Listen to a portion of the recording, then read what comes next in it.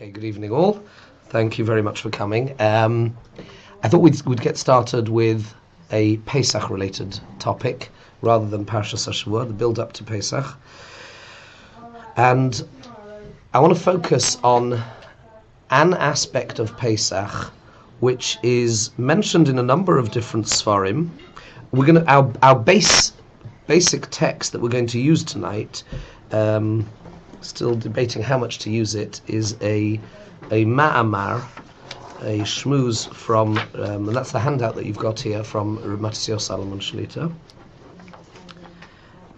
And he points out a number of very interesting things about Pesach, and we'll try and put together, hopefully, a whole package.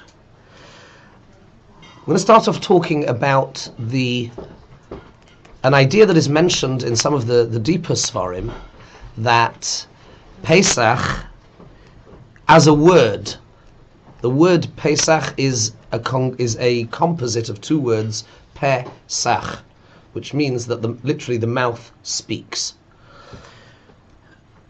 And the centrality of speech in Pesach on Seder night, Vehigadata Hagoda Kiyish Olcha Bincha, your kids ask you and you respond and you say and you talk, and talking is central in terms of Pesach. So much so that there's a Kabbalistic statement. The Zohar says that Dibur Hoya Galus, speech itself was exiled. The concept, the faculty of speech itself was, so to speak, trapped and exiled in Mitzrayim, between the straits. Speech itself was exiled, and the capacity for speech itself was liberated. Again, in deeper thought, Moshe Rabbeinu, despite, or perhaps because of, if we get time we'll discuss this, he was kvad peh, or kvad losha, and he himself was unable to speak properly, but he is referred to as in deeper Sfarim, as the corresponding to the throat, which is the source of speech. You have to, there's air, there's the neshima that comes up. You have to, and I'm very conscious of it at the moment because I'm going through speech therapy, and starting again, yes.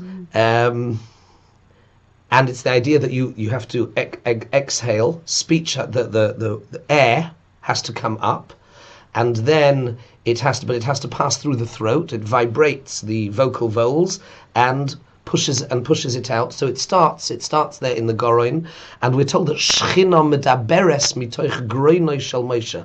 The Shechina, the divine presence itself, was articulated through the Goroin, through the throat of Moshe.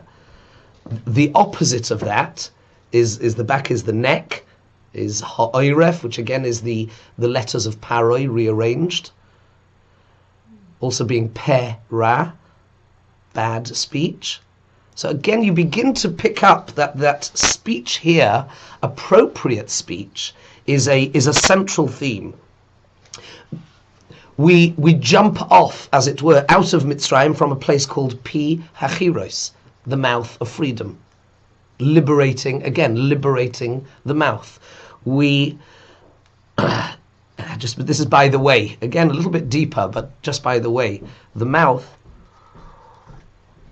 has three functions: to speak, to eat, and in terms of relationship, to kiss.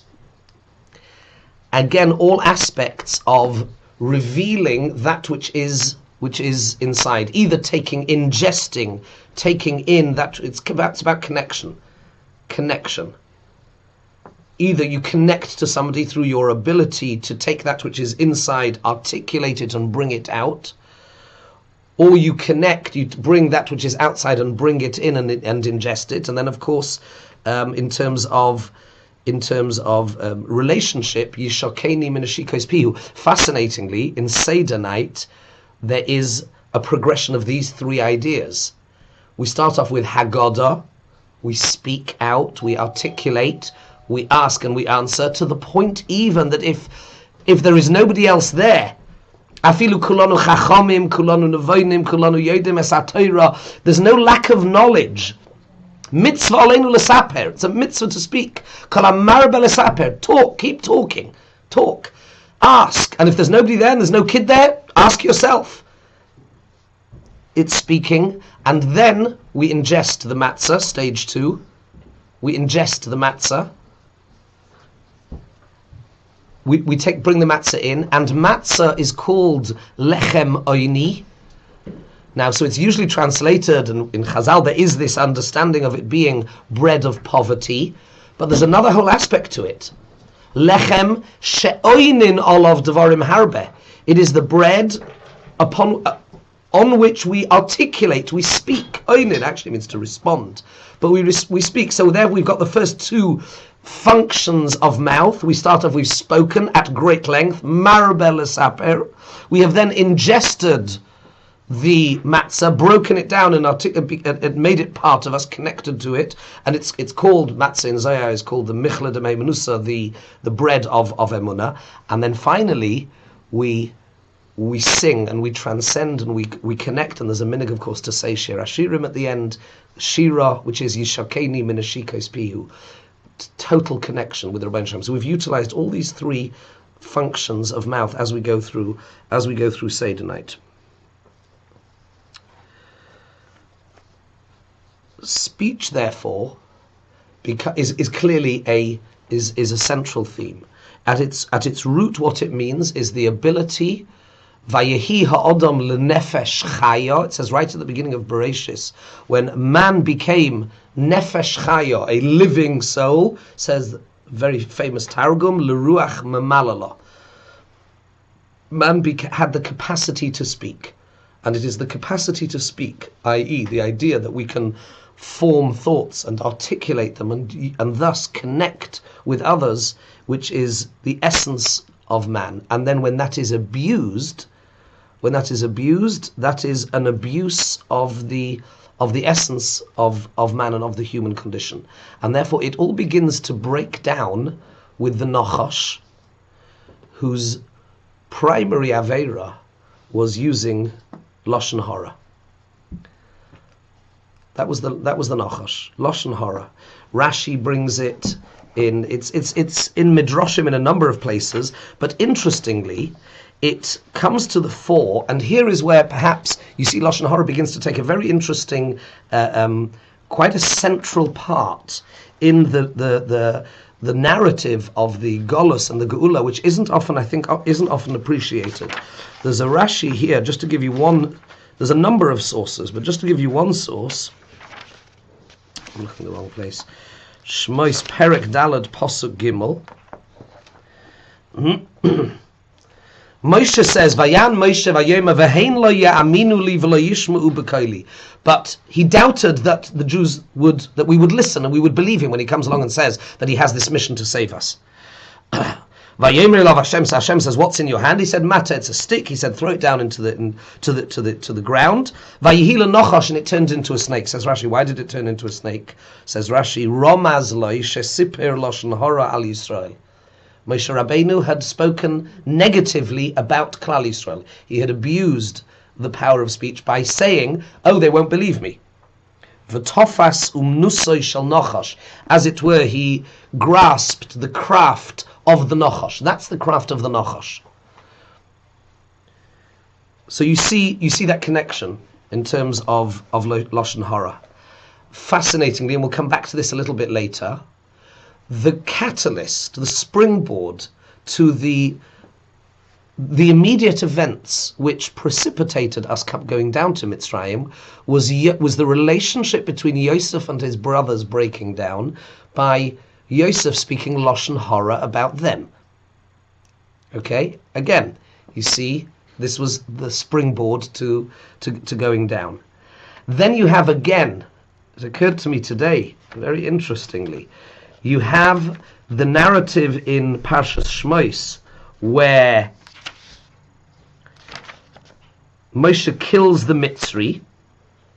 He kills this Mitzri who was hitting somebody else, and the next day he goes out and he sees 2 Jews fighting, and the fellow says, who put you in charge? Mi samchala ish, sar v'shefet aleinu, who put you in charge? Are you going to kill me like you killed the guy yesterday? Vayira Moshe was afraid, Vayemer, and he said, Achein noida hadava. Verily, in truth, noida hadava, the matter is known. Says Rashi, what's noida hadava? Says Rashi Midrashai, very interesting Rashi. Noida li hadavar shehoyisi toma olav. I now understand that which bothered me greatly. Ma chotu Yisrael mikol shivim umois lihiyos nirdim ba'avodas perach.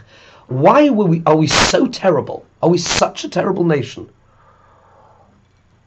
What did we do that was so terrible that we deserve to go through this terrible Galus? Aval roya ani shehim ru'im lekach. But now I see that we deserve it. Why? Lashon Hara. What did this Mitzri, what did this Yid had done? He had spoken, the word had got out, and here's where I think there's a very important thing that needs to be said. Lashon Hara is something that has no parallel in any other system of law or of values in other societies. We have libel laws. We have laws of slander. But they are only if you say something false about somebody else. Something that is false. If you cannot demonstrate, or at least if it's not considered to be fair comment, if you say something that is untrue about somebody else, then they look into, did you intend to say it? Did you not intend to say it? Can it be shown? Or was it fair comment? Could you rightfully have assumed it to be true?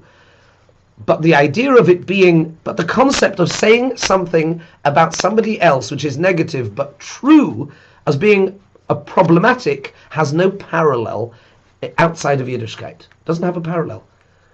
Because, and although Motzi Shemra, of course we have the concept of Motzi Shemra, which is saying something negative about somebody which is not true, but that's not an abuse of speech.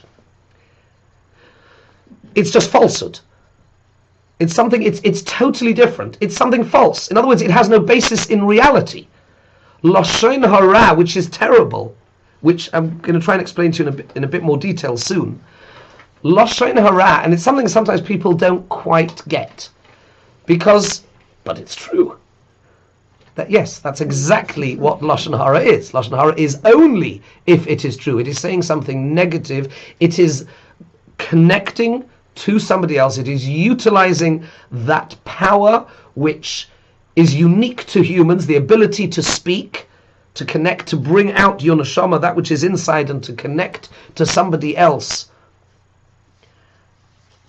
And to abuse that by saying something bad is the abuse of that very capacity which makes you who and what you are. And that's why we find very, very interesting statements in Chazal. So Moshe Rabbeinu says, now I understand. Now I understand Lashon Hara is spoken, I get it. Now the suffering is justified, now it makes sense. And just to sort of finish off this circle with before we go into the text here, with a medrash which I think is not very well known. It's a Yalkut in Emoir, where the medrash says as follows: B'zchus dalad dvarim nigalu Yisrael mimitzrayim. In the merit of 4 things we were redeemed from Egypt. Now, generally speaking, you will hear people quoting a medrash which doesn't exist. Generally speaking, people quote, they say, what? They didn't change their... They didn't change... There is no such medrash, or at least not in the way that it's quoted, i.e. those 3 things, those 3 statements put together, i.e. that they didn't change their language, their dress, L'shonam, Shemam, and Malbusham, their language, their names, and their dress. There's no such medrash as such. But there are various other statements. And this here, the Yalkut says as follows: B'zchus dalad dvarim nigalu Yisrael mimitzrayim. In the merit of 4 things we were saved from Egypt. We were redeemed. Alidei shelo es shmam. We didn't change our names. Leishinu es l'shonam. We didn't change our language. Va'alidei shelo omru lashon hara. Because we didn't speak Lashon Hara. And there was also no immorality. Because, by the way, and again, put this very delicately, bris haloshon, there is a concept of bris haloshon, and bris milah, these are counterparts. below the shoulders in mystical terms is the body, in which in the torso the bris milah is the symbol and the limb of connection. In the higher worlds, which is symbolized by the head, the tongue serves the same function. That's how we connect conceptually. So there's bris haloshen, they correspond to each other, and therefore therefore lo yahayu behen parutz erva, there was no immorality, corresponds directly to the fact that there was no Lashon Hara. How were we at the 49th level? Sorry? Of Tumah, if we didn't do all of those things? We must be at the 490th level now. In terms of where we were in absolute terms, there was idolatry, and we were in risk of losing our connection.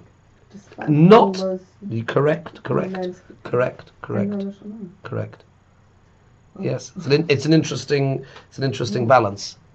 So how was what Moshe said Lashon Hara if it wasn't true, because Klal Yisrael hadn't done that? It hadn't. No, because the Mitzri said, because the Mitzri had revealed. There's another aspect to Lashon Hara which I wasn't going to go into. The pasuk says in Mishlei, just to answer you, Hoylech Rochil Megales Soid V'ne'emon Ruach Mechase Dova. One aspect of Lashon Hara is being Megales Soid, revealing that which ought not to be revealed. Which is what he had done. You with me? Which is what he had done. He'd seen something yesterday. People had spoken negatively. Clearly, the word had gone round negatively about Moshe, that he had killed somebody, and that was perceived as something that was bad, and that was then blurted out. So that is Lashon Hara. So Moshe Rabbeinu said that that's how we got here. I've shown it to you in terms of Yosef and the brothers. I'm going to show it to you further in a minute, and that was what was needed as a tikkun, and then we got out when we were masakin that. We read that. Yosef or this? It's the same thing. It's Lashon Hara. It's the same thing. We'll come to it in a little bit more detail in a minute. One more point, just to sort of put the whole thing into perspective. See, there's another aspect over here as well, and that is a concept. I know I haven't made myself set myself an easy task tonight, but I'll keep going. And that is the concept of da'as. Let me try and explain to you. Again, these are deeper ideas, but let's try. The concept of da'as. Probably the best way to explain it is as follows. We haven't done this for a while, but let's try it. Philosophically, whenever every three in Yiddishkeit follows a pattern. They're not always apparent what the pattern is, but every three in Yiddishkeit is full of threes, right? It's full of threes. You will always find, if you look carefully, what will happen is as follows. Philosophically, you'll have an idea, the opposite of that idea, and then the resolution of that tension. In philosophical terms, it's thesis, antithesis, or antithesis and synthesis. That's the concept. So, and every three in Yiddishkeit, let me just give you one of the most obvious ones, and that is Shema Yisrael, Hashem Elokeinu. These are opposites. Hashem is his attribute of loving kindness. Elokeinu is strict, unyielding, harsh justice. And I know one thing, I believe one thing, and yet often I experience the other, and that creates a tension. The resolution of that is Hashem Echad. How it's a resolution, again, is not for now, but that is the resolution. You have Avraham, whose middle is Chesed, Yitzchak, whose middle is Din, opposites, and they synthesize in Yaakov to create a new reality which is more than the sum of the parts. In terms of knowledge, you find a similar sort of thing. And this gets a little bit more subtle, a little bit more difficult, but I'll do this in broad terms because it's important, because this takes us right back to the beginning of creation. You have Chokhmah, the process of knowledge, of absorbing and assimilating knowledge, goes as follows. You have Chokhmah, Bina, and Das, which in relatively simple terms means Chokhmah is a flash of inspiration. It's where there is raw data, unprocessed, not contextualized, and that is momentary. It's associated with maleness for a variety of reasons. It's momentary. It's koyach ma. It's v'hachochma me'ayin timotze. Where did that come from? It's an idea that falls in. It's in the name of Hashem. It corresponds to the yud of the name of Hashem. It's just a dot. And then there is the female phase, so to speak. We have to use the terms very, very carefully, which is bina, binas halev, which is then the contextualization. It's taking that data and placing it somewhere, nurturing it, making it meaningful within an emotional context. So we're beginning to get some connection to that knowledge. It's no longer external, right? That's bina. But these are you could, if you like, almost look at it at some level in terms of intellect and emotions, which again are opposites. And then you have the ideal synthesis of all of this is the human being. We have guf and nefesh. We have physicality and spirituality. We have a body, we have a soul. They're actually polar opposites. They are total opposites. But they come together in the human being. We are a hybrid. And we have to turn them into a seamless entity, an integrated entity, whereby I need my physical hand to use it for tefillin to generate spiritual eternity. And that's amazing. Let me go to something, just point out something to you. And that is the Rambam. Rav Hutner points this out in a Mamar and Pesach, Mamar Tesvav. Rav Hutner points out that the Rambam, when he talks through all the different halachas, speech-related halachas, nedorim, shavuos, oaths and vows and arachin, etc., he puts it in one of his sfarim. It's called hafla. Now that word pele means a wonder, something wondrous, something that almost defies explanation, says Rav Hutner, because if you think about speech as a connector of opposites, of taking something which was totally internal and externalizing it, and thus acting as connection, you have this with the physical and the spiritual as well. There's an amazing thing. The Ramah in Shulchan Aruch writes that when we go to the bathroom, the bracha we make afterwards, which by the way is the opposite, if you think like of da'as, it is the getting rid of that which is, right, which is not needed, which is toxic. We say Baruch Atah Hashem roifei chol basar umafli la'asos, and he acts wondrously. Interestingly, again, at the height of the Shira, we said oisei pele. The Rebbe Shalom acts again, same thing, acts wondrously. What's the pele? So there are various different explanations, but the Ramah says the following explanation. He says, if you think about it, what keeps body and soul together? What keeps these two opposites, what keeps them connected, which by the way is das, is connection, again and it's found its way into the English language, and it's not a euphemism, carnal knowledge. Vayeda odom es chava ishtoi. Das, total connection. Intimacy between a man and a woman is mentioned in the Torah as vayeda odom chava ishtoi. That's total and utter connection. And just not to lose the thread, I'll come back. But to go back to the chochma bin and das, chochma is when it's totally external, and it's just the raw, unprocessed data. Bina is, and again, this is, by the way, of course, this is absolutely mirrored in terms of the conception of a human being, but it's the same in the conception in spiritual worlds, because one is just mirrors the other.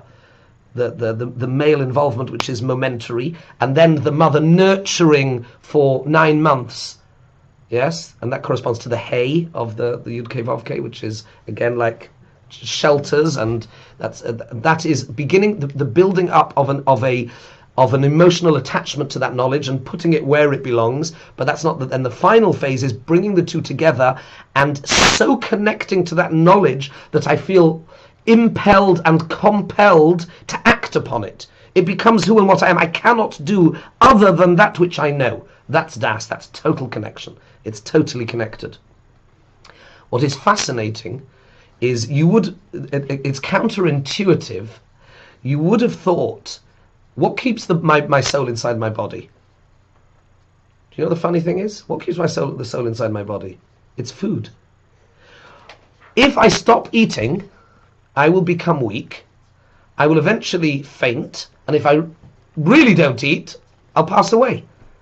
That's amazing. That's counterintuitive. Surely what would keep my soul in my body would be Torah, mitzvahs. That's what I would have thought. Says the Ramah, after we've been to the bathroom and we are contemplating this fantastic process, we say, Umafli Lasos, the Rebbeinu Shalom acts wondrously by the creation of this connection.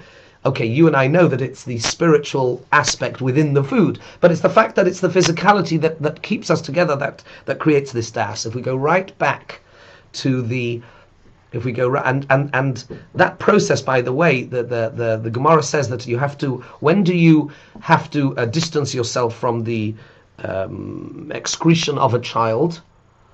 From the time in which they ingest chita, wheat, which was the eitz hadas.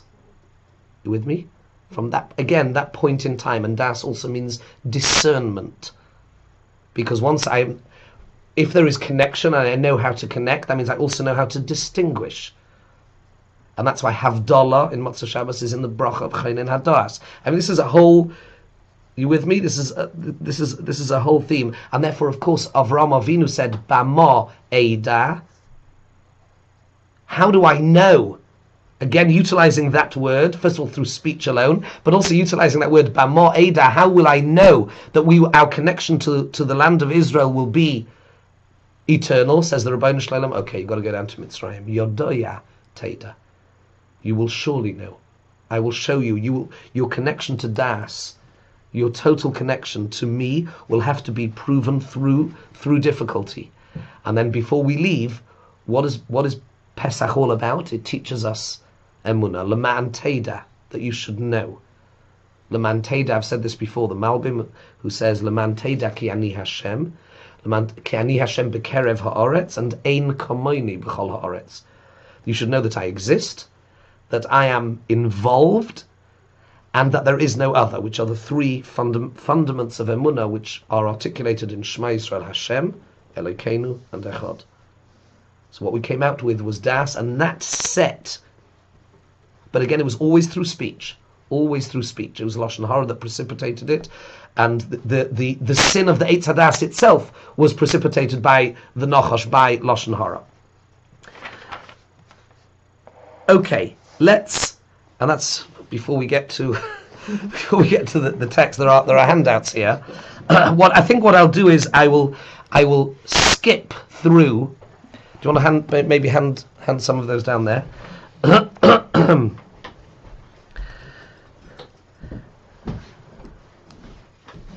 I think we'll skip through some of the pieces. 1 second.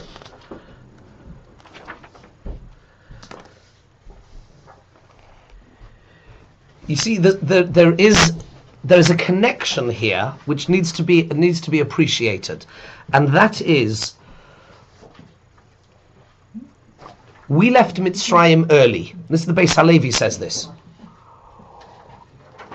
The Beis Halevi says this, that there is a minhag, the Ramah brings, there's a minhag to eat an egg on Seder night. Why do we eat an egg on Seder night? Because always the night of the week that Pesach, first night, Seder night falls on, will always be the night of Tisha B'Av. That's not just some sort of calendrical quirk. It's an innate connection, says the Beis Halevi. What's the connection? If we were pulled out early because we were in danger of losing our connection, we were on the so-called 49th level of Tumah, whatever that means, it means we're in danger of losing. That means we were pulled out early. The job wasn't finished. If the job wasn't finished, then that means that by definition, we would have to later, at a later point, finish off that job.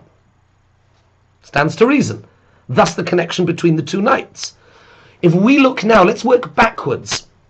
Although it is true there was an initial stage, a short initial stage of Galus, which is the 70 years of Bayis Rishon, but the main, certainly the length and the duration of Galus is the Galus we're in currently, is it not? which is, and what's that all about? Sinas Chinam and Lashon Hara. You see the connection. So the problem that began to be manifest, like I said before, how did we get down to Mitzrayim? There's a connection.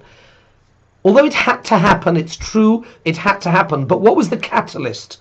Like I mentioned before, the catalyst was the Lashon Hara that Yosef spoke about his brothers, and the fact that brother was unable to recognize, was unable to treat their brother as they ought to have treated him. He actually was a tzaddik, and they were not prepared, and it was the beginning of this internecine hatred and the infighting, which was the catalyst. If we came out early, that means that job was not yet finished, and that job would then. And so now you understand why we're still here, and what the key job still that we have to do is. And therefore, with that, I've sort of gone through the. Let's go through on the page here, the second page. On the second page, Rav Matisyahu brings a beautiful remez, a lovely page, a lovely remez. Hatshuva lazeh. It starts with the words Hatshuva lazeh. And the question that he has posed just before that is, why are we still in Galus? I've begun to give you the answer, but he shows how we see it in an aspect of the Seder night. Hatshuva lazehu ki yesh v'yesh b'seder mitzvos halayla. There are in the order of the mitzvahs of the night, mashabala oirei sonu l'sakin sinas chinam, that which should awaken us and arouse us to rectify the causeless hatred, kadesh nizke Geulah, so that we should merit the ultimate redemption. And this is hinted to in the two dippings in that we do on this night. The Ben Ish Chai, Baal Mechaba Sefer, the Rabbi Yosef Chaim mi Baghdad, the Ben Ish Chai, who says, the reason that we dip in twice on this night, Ki hagolus hischila alidei tvila eitzel mechiras Yosef. The Galus started with the dipping in by the sale of Yosef. Vayitbulu sakusainas badam. What did they do? They dipped it into his coat into blood. That was the beginning of the Galus. V'hageulah hischila, and the beginning of the redemption was take the gathering of the various plants, they were of the hyssop, and dip them into the blood. What's the connection? Miss out the brackets. And the understanding of this is as is mentioned in the various Sfarim, miss out the brackets,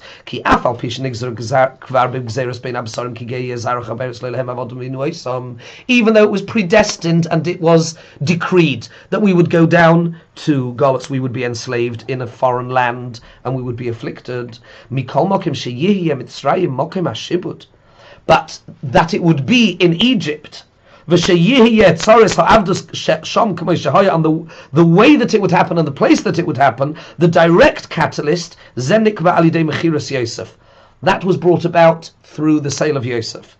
And it comes as a punishment for their actions. And that was the causeless hatred. From their jealousy of Yosef. And therefore, the dipping in of his coat in the blood, that is reckoned as the beginning, as the direct catalyst for the enslavement. That was the prime cause. And therefore, at the time of redemption, he showed them. It's a symbolic. There's a remez here. How do you get out of it? You gather together, the agudas ezev, when which symbolizes our being together, and when we are agudim yachad b'hachna v'anova, and together, when we are together, then that is the polar opposite, and that brings about the redemption. He then brings another piece, which is an interesting piece, but not directly relevant. And if you go onto the next page, there's an amazing idea. I have mentioned it once or twice before, but not for a while. And this is something from Rabbi Chanan Wasserman. Hashem Yom David. V'oid davar nifla. On the next page starts v'oid davar nifla. You got it? V'oid davar nifla Yosef inyan zero isi b'sefer kovitz ma'amorim l'hagon Rabbi Chanan Wasserman Hashem Yom David b'ma'ama masa ovasim l'banim. I saw something he says in the sefer of Rabbi Chanan Wasserman. You with me? The paragraph starts v'oid davar nifla. Yes. End of the second line. V'zel Hashem Nesham ba'oz zayin. Hinei yodua. It is known. Ki klal Yisrael sovel tomid mi bachutz me alilas dam. The concept of the blood libel. Remember this? The concept of the blood libel, which is a very bizarre idea. Ashehu davar nifla ma'od. It's very strange if you think about it. Ki harei haklalhu. The rule is shekol sheker she'ein bo kurtav shel emes ein yochel iskayim. For truth to have to endure, for a story of any sort to endure in any way, what do you have to have? It has to have a grain of truth. It's got to have some truth. Yes, distort it, warp it, dress it up, exaggerate, embellish, but it's got to have some truth. Something that is patently false and could not be further from the truth, generally speaking, will not endure. And this is a problem, because v'hasheka hazeh shel alilas dam. And this, the concept of a blood libel, and again, notice blood libels always came about Pesach time. They were always connected with Pesach night, with Seder night, that we need for the matzahs. I mean, it could have been for, I don't know, come up with something equally bizarre. I don't know, dip the lulav of an esrogin or whatever. I mean, it could be anything. It's you know, dafka Pesach. But the thing is that anybody who knows, for thousands of years, this myth perpetuated. Ubechol zois, who miskayim ze alfei shana, for thousands of years, b'chol ha'olam, throughout the world, ad hayom hazeh. You know when the last one was? Just recently. Well, it wasn't a full-blown one. There was something in Golders Green in 2005. Somebody put something out on, but they stole some church-headed paper. I think the last proper one, I think, was in North Carolina in the 1920s. Research it. It's nuts. And anybody who knows, who is familiar, vaguely familiar with Jewish practice, knows that blood, in all its forms, we just have nothing to do with. From eggs to meat to everything. It doesn't add up. It doesn't even begin to make any sense. With anybody that has a passing familiarity with Jewish ritual knows that it is just patently false. And the fact, v'zem mipilei hashgacha, and this is one of the wondrous things that the Ribbono Shel Olam has allowed this canard, this evil, this malicious untruth to endure and persist and proliferate for hundreds of years, thousands of years. It doesn't make sense. Where's the truth? V'davar barur hu, it is absolutely clear, ki bevadai ha'onesh hazeh al klal Yisrael, this, that the Ribbono Shel Olam chose that this punishment should be mechuvan midah keneged midah. It's got to be measure for measure. It's got to connect to something. It's got to have a grain of truth.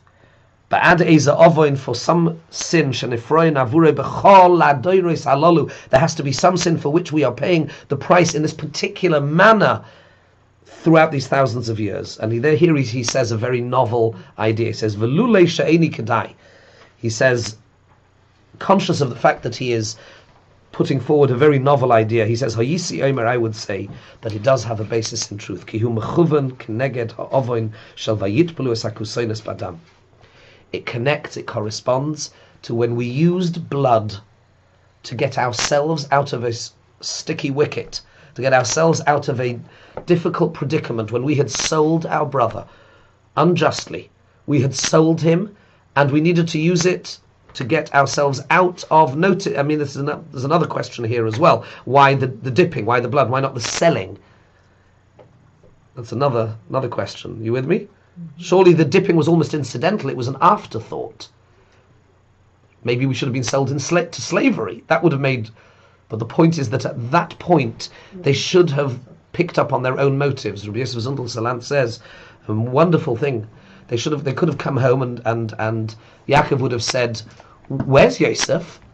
And they would have said, "Oh, Yosef, he was. We judged that he was a pursuer. He was a raidef, and we've sold him. Can you pass the salt?" They didn't do that. They covered up. It's the first cover up.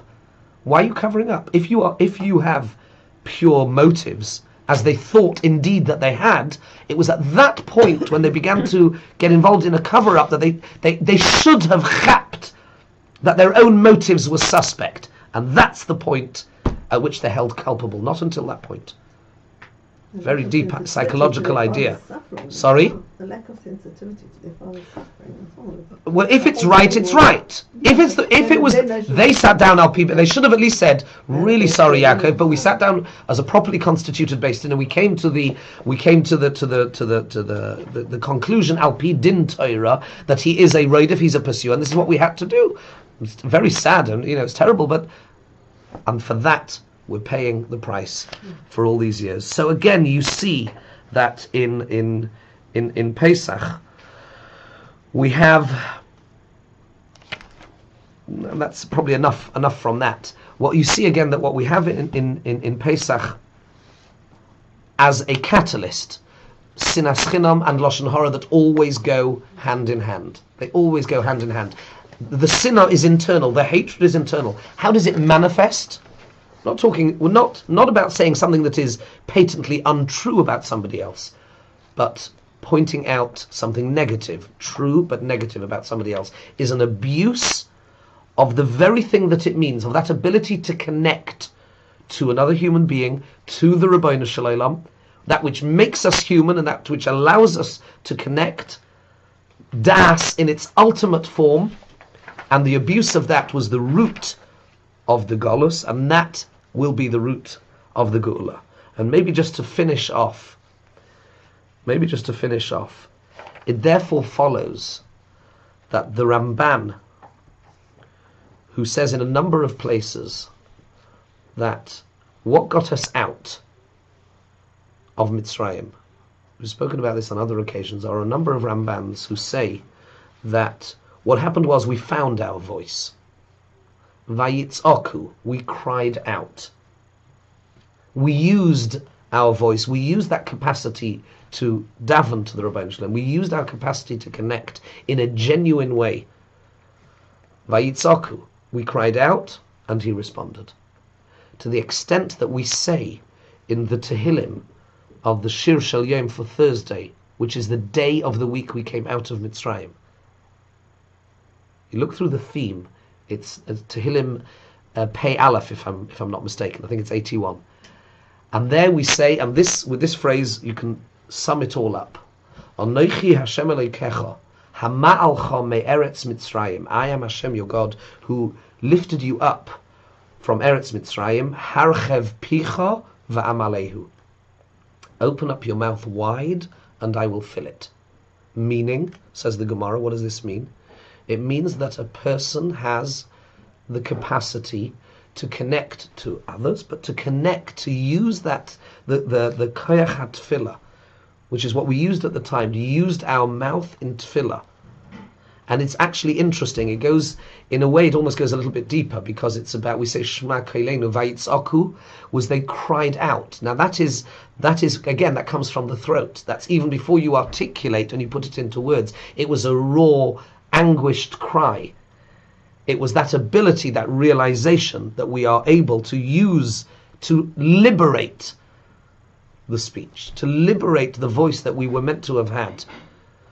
Towards each other, as the Medrash says, there was no Lashon Hara. We rectified that. There was initially, and we rectified that. When that was in place, and we kept secrets, the Medrash talks about that as well, then it culminated in using the voice as we should, by crying out, by davening to the Ribbono Shel Olam, and then he took us out, even though at that point in time we were not deserving. In terms of our actions, we were not deserving. Hence, we were at the 49th level of Tumah, hence we still got work to do. We didn't fully finish off the job. And hence, there would be times later where, to this day, we're still here, and the sinas chinam and the Lashon Hara hasn't been totally eradicated. But what it means is, and the lesson, to finish off with a practical lesson, Anochi Hashem Elokecha Hama'alcha me'eretz Mitzrayim, I enabled you to rise above the spiritual morass that was Eretz Mitzrayim. And the lesson is Harchev picha. So much so that the Gemara says you can be greedy. Harchev picha, open your mouth wide. That indicates being greedy, asking for a lot. Says the Gemara, how can you ask for a lot? Asks the Gemara in Brachas. Answers the Gemara, Hahu b'divrei Torah ksiv. That's referring to Ruchnius. If you want to open your mouth wide and ask for £1 million, I don't know, you might not get it. But to open your mouth wide and to be greedy in terms of what we ask for, to aim high in terms of davening, in terms of asking for that which we don't deserve, like when we were then in Mitzrayim. We did not deserve Geulah at that point in time. But Vayitzaku, we cried out and it was genuine. And the Rebbeinu Shalom took us out despite the fact that we didn't deserve it. Then that then becomes a limud of Yitzias Mitzrayim. Harachiv picha. When it comes to spiritual concerns, ask for a lot. Ask for everything, for ourselves, for our family, for our children, for everybody, but certainly for ourselves. Harachiv picha. It is absolutely appropriate. Because if you think about it, you're not asking on the basis. I'll tell you a beautiful medrash. Medrash says on V'eschanan el Hashem. Just finish with this. V'eschanan el Hashem ba'isa hilemer. Moshe Rabbeinu prays, and he uses an expression of V'eschanan, which the Medrash explains comes from an expression of graciousness, as in something that is undeserved, Lashon of Chinam. Says the Medrash that when Moshe Rabbeinu went to Shamayim, Hashem showed him various oitzros, various literally storehouses. And he showed him one and he said, what's this storehouse? Oh, this storehouse is for those that learn Torah. This storehouse is for those that do tzedakah. This storehouse is for those. And then he showed him an infinite storehouse, a limitless storehouse. Moshe Rabbeinu said, what's this? He said, oh, that's my storehouse of matnas chinam, of that which is gracious loving kindness, which is not in any way contingent or dependent on people's actions. And therefore, thus, it is limitless. It's based on me, Rabbeinu Shalom, therefore it's infinite. Says Moshe, that's what I want. V'eschanan el Hashem ba'isa hilemer. He davened to the Rabbeinu Shalom, not on the basis of his, and that's how tzaddikim do it. Va'ani b'chastecha v'tachti, says David HaMelech. There's one thing I can rely on. I can't rely on myself because I am limited. And maybe my zechusim run out. But there's one thing I can rely on. Va'ani b'chastecha v'tachti. Says Moshe, v'eschanan el Hashem. I ask on the basis of your capacity to give and give and give. The only thing I need to do, as we mentioned in our Shiur on Purim, is acknowledge that relationship. Cry out to me. Anochi Hashem Elokecha, hamalcha me'eretz Mitzrayim, harchev picha. Open your mouth wide. Va'amaleu, and I will fill it. Okay, we'll stop there.